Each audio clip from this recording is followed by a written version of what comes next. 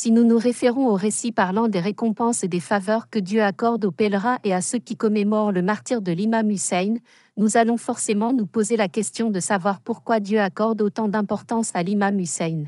Par exemple, il est rapporté de l'imam Sadiq que le paradis devient obligatoire pour quiconque pleure et fait pleurer son entourage pour le martyre de l'imam Hussein.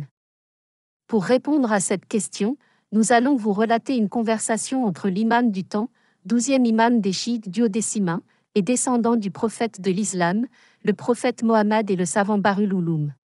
Un jour, le savant Bahrul Uloum décida d'aller visiter la tombe de l'imam Hussein à Karbala. Sur le chemin, tracassé par la question de savoir pourquoi Dieu accorde autant de récompenses aux pèlerins et à ceux qui commémorent le martyre de l'imam Hussein, il fit la rencontre d'un monsieur avec qui il fit chemin tout en échangeant sur des sujets religieux et scientifiques. Après un bout de chemin avec ce monsieur, il comprit que le monsieur n'était pas quelqu'un d'ordinaire et que son niveau de connaissance était très élevé. Sans qu'il ne lui pose la question, le monsieur qui était en fait l'imam du temps, l'imam al-Mahdi, que Allah précipite sa venue, lui dit: Sais-tu pourquoi Dieu accorde autant de récompenses à ceux qui vont visiter la tombe de l'imam Hussein et le pleurent? Le savant Bahrul Uloum répondit: Non. Alors, l'imam Mahdi continua en disant: Un jour, un roi s'en va chasser avec sa garde. Lorsqu'ils eurent repéré une proie, le roi demanda à sa garde de lui laisser seul qu'il chasse seul l'animal. Alors, sa garde lui laissa seul et en poursuivant l'animal, il perdit son chemin. En tournant en ronde dans la savane, il eut soif et faim. Sur le point de perdre connaissance et de s'évanouir, il aperçut tout à coup une tente vers laquelle il se dirigea. Arrivé à la tente, il aperçut un vieux couple qui y vivait et dont leur unique bien était une chèvre qui leur fournissait du lait pour se nourrir. Le couple accueillit bien le roi et tua la chèvre qui était tout ce qu'il avait comme bien afin de préparer un repas au roi qui mourait de faim. Au moment de s'en aller, le roi leur dit qu'il est une personne d'importante en ville et s'ils ont un problème qu'ils viennent le voir, il les aidera. Lorsque le roi retourna chez lui, il réunit ses proches et leur relata l'histoire. Ensuite il leur demanda comment ils pouvaient rembourser ce que le couple avait fait pour lui. L'un de ses ministres dit que le roi leur remet au couple une chèvre en contrepartie de celle que le vieux couple avait tuée pour lui. Un autre demanda au roi de donner au couple un troupeau de moutons.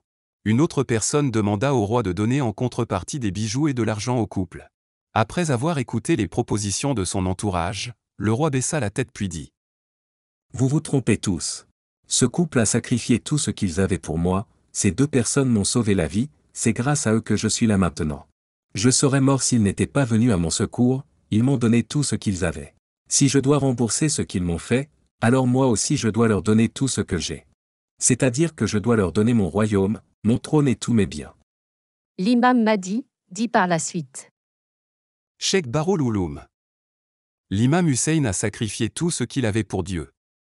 Il a sacrifié sa richesse, sa famille, ses fils, ses frères, ses filles, ses sœurs et son honneur. Alors n'est-il pas normal que Dieu, pour lui faire honneur, accorde une telle récompense à ceux qui commémorent son martyre?